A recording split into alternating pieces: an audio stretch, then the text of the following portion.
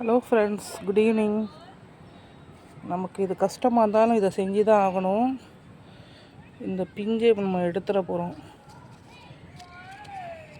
செடி நல்லா வளரணும் அப்படின்னா நம்ம பிஞ்சை அலோவ் பண்ணக்கூடாது.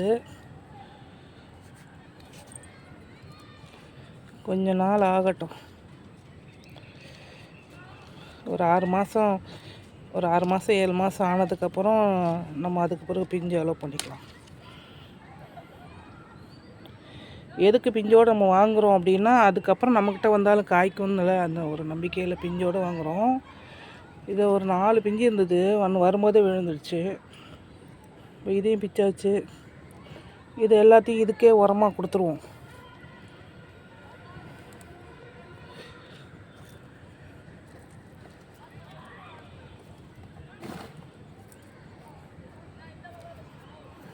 கஷ்டமாக தான் இருக்கும், வேறு என்ன பண்ண முடியும்.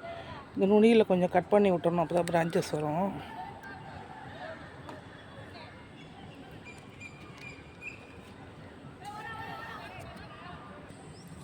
இதில் இருக்க பிஞ்சியை நம்ம பிச்சு போட்டுடலாம். தொட்டனே வருது. ஏன்னா இதெல்லாம் இப்போதைக்கு ஸ்ட்ராங்காக வராது. செடி கொஞ்சம் நல்லா ஸ்ட்ராங் ஆனதுக்கப்புறம் நம்ம இந்த பூ பிஞ்செல்லாம் அலோவ் பண்ணிக்கலாம்.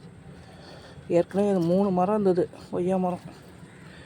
எல்லாம் காயோடு இருந்தது, எல்லாமே போயிடுச்சு. புதுசாக கொண்டு வந்து வச்சுருக்கோம். இந்த நுனி அப்படி கட் பண்ணி விட்டுறணும். மண் இல்லாத செடியே வாங்காதீங்க.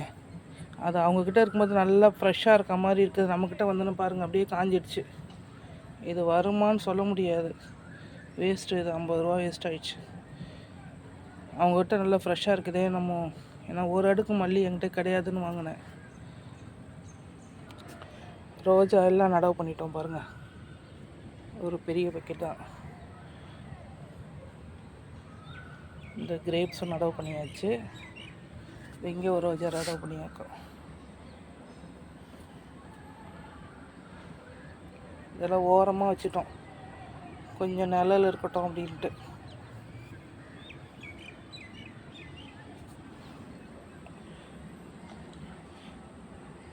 வீடியோ பிடிச்சா லைக் பண்ணுங்கள், ஷேர் பண்ணுங்கள், சப்ஸ்கிரைப் பண்ணுங்கள்.